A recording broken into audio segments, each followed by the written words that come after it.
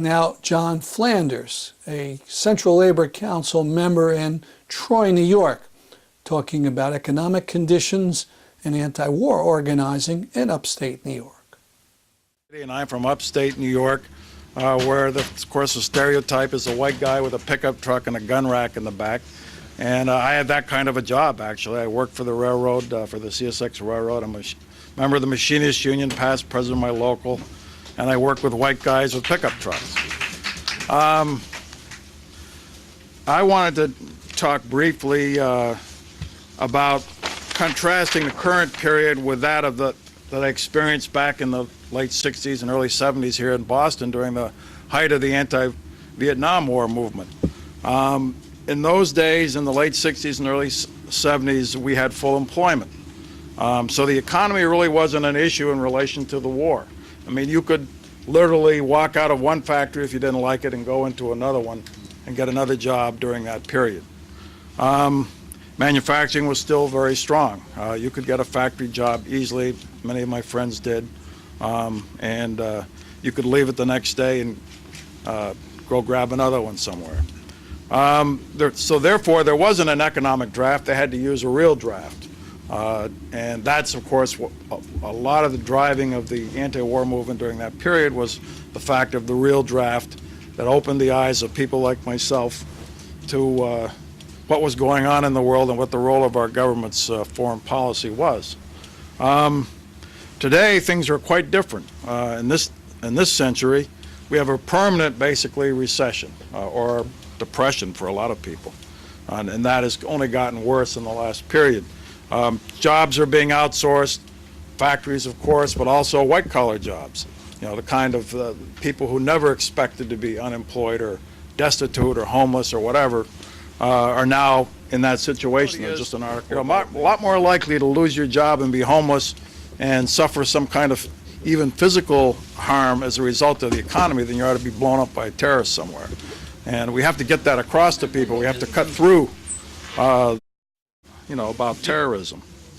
And lately in upstate New York, both in my industry, the road industry, where there's been massive layoffs, and in the local economy, which is dominated in the capital region of New York by the state workers who are now in an unfolding economic crisis similar to that of California. And more specifically, a situation that has recently developed, a very interesting situation where a factory just north of Troy, which used to be owned by GE but was spun off to a private equity firm, they unilaterally, during the middle of a contract, slashed the production workers' pay from 25 to 50%. A friend of mine who has worked there for more than 20 years had her pay cut from $29 an hour to $19 an hour. And these are white workers. These are your pickup truck people, and the response has been very interesting. They have suddenly come alive, and it's like Rip Van Winkle waking up and rubbing their eyes. You know, what's going on here? And their president and officers have joined the Troy Labor Council. The resolution, I only have 20 copies. You can please share them.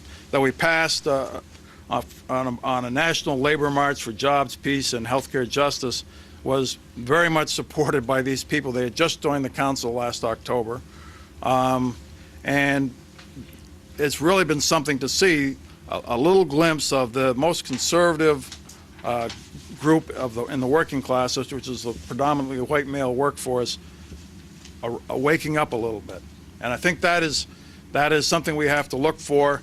In my experience, it's interesting, this whole question of what Nellie talked about and Glenn talked about, how white leftists take their cue from the black leftists and so on.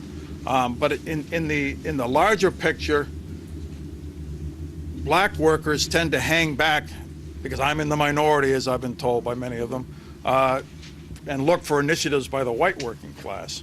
And I think that when you see something like we're seeing right now in upstate New York, that is going to be an interesting dynamic as well, because a black worker who might be only 2 or 3 or 5 in a workplace, as it is often the case in upstate New York, is going to feel a lot more emboldened and empowered if he sees the white workers moving into action.